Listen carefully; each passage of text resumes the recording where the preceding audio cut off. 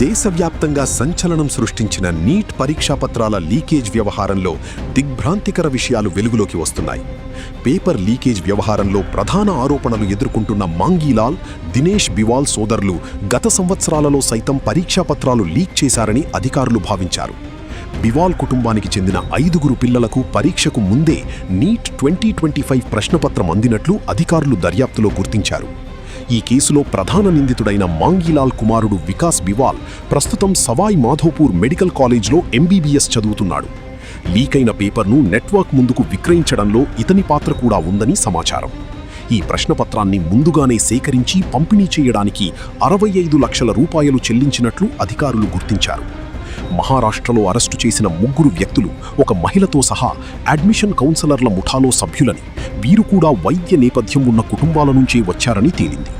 లీకైన పేపర్కు మూలకర్తగా గుర్తించిన శుభం ఖైర్నార్ స్వయంగా మెడికల్ విద్యార్థిని, ప్రాక్టీస్ చేస్తున్న డాక్టర్ కుమారుడని అధికారులు గుర్తించారు.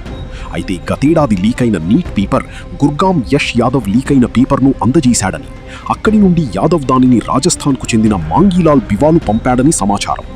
మాంగీలాల్ తన కుమారుడు వికాస్ బివాల్ తన మేనల్లుళ్ల కోసం ఈ పేపర్ను కొనుగోలు చేసినట్లు సమాచారం.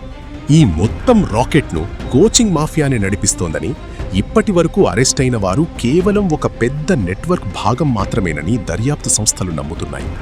సీకార్లోని కోచింగ్ సెంటర్లు సైతం నిఘాలో ఉన్నాయి. బివాల్ కుటుంబం ఎవరి కోసం పనిచేస్తోందో ఆ ప్రభావవంతమైన వ్యక్తులను గుర్తించేందుకు అధికారులు ప్రయత్నిస్తున్నారు. నీట్ 2026 పేపర్ లీకేజ్ కేసు ఏదో సాధారణ లీక్ కాదని, ఇది ఏళ్ల తరబడి వ్యవస్థీకృతంగా నడుస్తున్న నెట్వర్క్ అని అధికారులు భావిస్తున్నారు. Paper leak బయటపడిందిలా.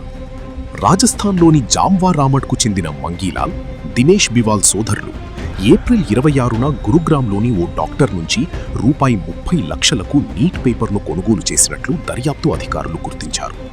వీరిలో ఒక వ్యక్తి సీకార్ టౌన్లో నీట్కు సిద్ధమవుతున్న తన కుమారుడికి పేపర్ను చేరవేశాడు.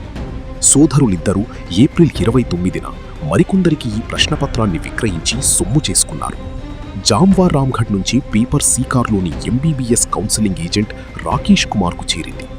అతడు ఈ పేపరు రూపాయి 30,000కు కేరళలోని MBBS విద్యార్థికి విక్రయించాడు.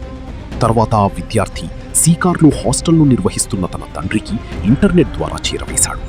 ఆ తండ్రి ద్వారానే ఈ మొత్తం లీకేజీ వ్యవహారం బయటకొచ్చింది.